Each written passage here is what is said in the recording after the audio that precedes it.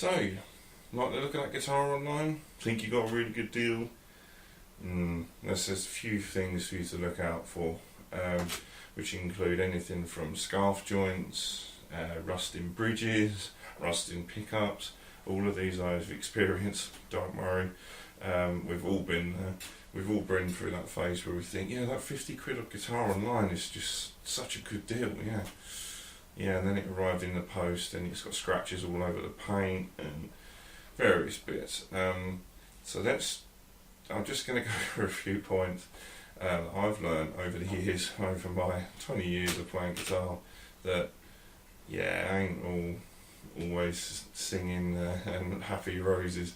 So I've got a few guitars here with me that are absolutely prime for this. So that one of which was given to me, but another one in which particularly was it was a cheap buy online by me. It cost me 50 quid, and then cost me a few more quid to get the pickups sorted because they were faulty and various bits. So there's a few horror stories here. When I say they were faulty, I mean they didn't mean that they didn't work. I mean that I should have picked up on rusting and things like that. So we're going to go through that in the video blog, so stay tuned. So the first thing to look for when you're looking for a guitar online is, and pretty much the first rule of it, if you like, is images. Make sure that the seller has put as many images as possible onto the selling page. Some sellers may only put up one image. I have brought a guitar with only one image on it before and spent quite a bit of money fixing it. So lessons learned from me, that's why I'm passing it on to you. Let's make sure that we try and cover it as much as possible, because it is the number one rule. Make sure you know what you are buying is number two as well. So any images that you see online, make sure that you zoom into them as much as possible, looking at the bridge in particular to see if there's any rusting, any finish damage that isn't notified on the seller's description. Anything like that is it's a given. So just try and get in as far as you can. It's probably preferable to look at it on a PC rather than a mobile sometimes, but just zoom in as far as you can, see if there's any damage to the guitar. Now, some of the stuff we're going to cover you might not actually be able to do online that well. That's why they're lower points, because you probably might, the chances are that you won't be able to see it from the pictures, but that's what we're here for.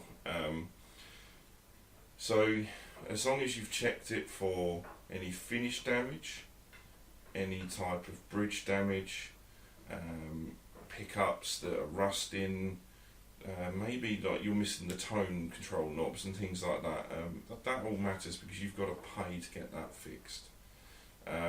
If you want a perfect looking guitar, if you want a guitar that is missing the tone knob and half a neck or whatever, then fine, stick with it. So as a bit of a prop, here is my trusty Fender Strat. It's a Mexican 98.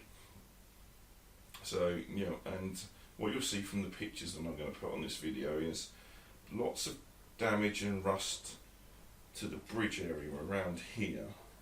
So this is the bridge, obviously the neck and the pickups. Now this guitar is a 98 model, but for 10 years it sat in someone's bedroom, in their garage, wasn't used, was very mistreated, and it's taken a lot of effort on my behalf to get this back up to standard, and it's now gig ready with all my other guitars. So the things that you might be able to see from the images that I'm going to put on here is tone control and volume control knobs that are worn, dusty, just don't look that great, but they actually do function correctly. So these are all the original electrics are in this guitar, but you'll also see rusting pickups, you'll see rusting bridge. What you won't see is frets that are damaged on here, because I've already had them replaced, unfortunately, before I started doing this. So and you'll see scratch marks on the finish here from picks.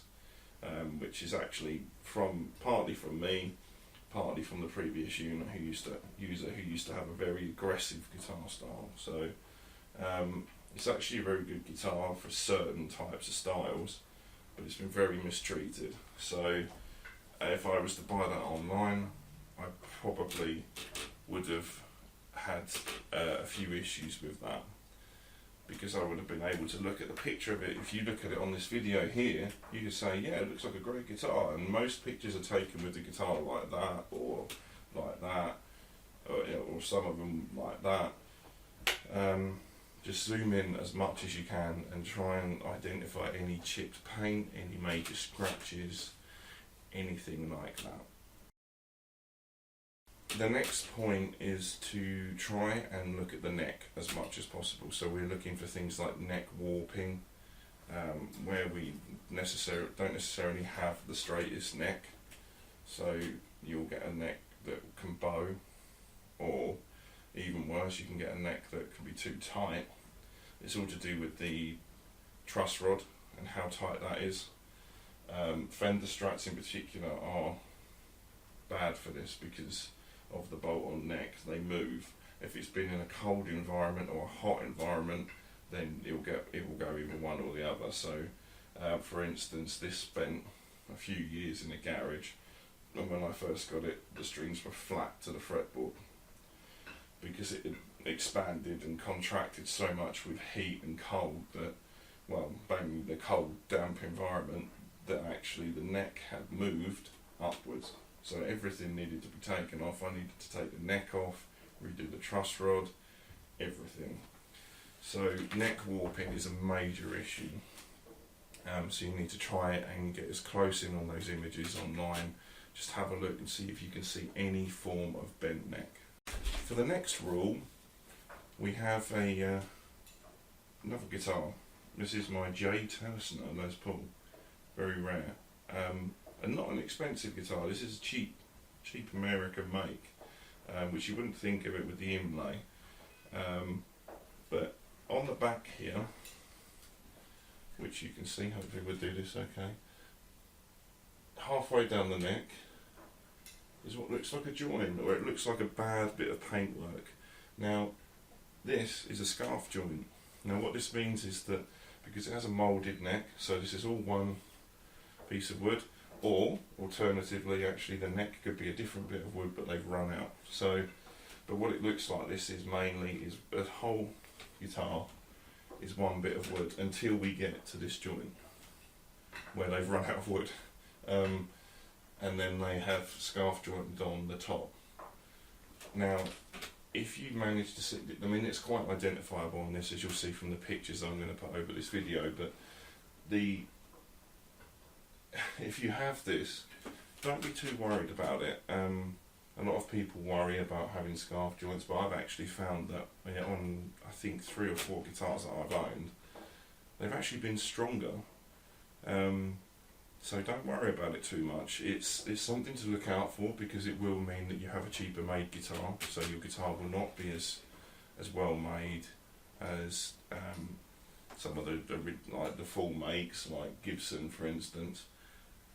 But this guitar, although it has a scarf joint, actually sounds fantastic, and it has a really deep, bassy, resonant sound.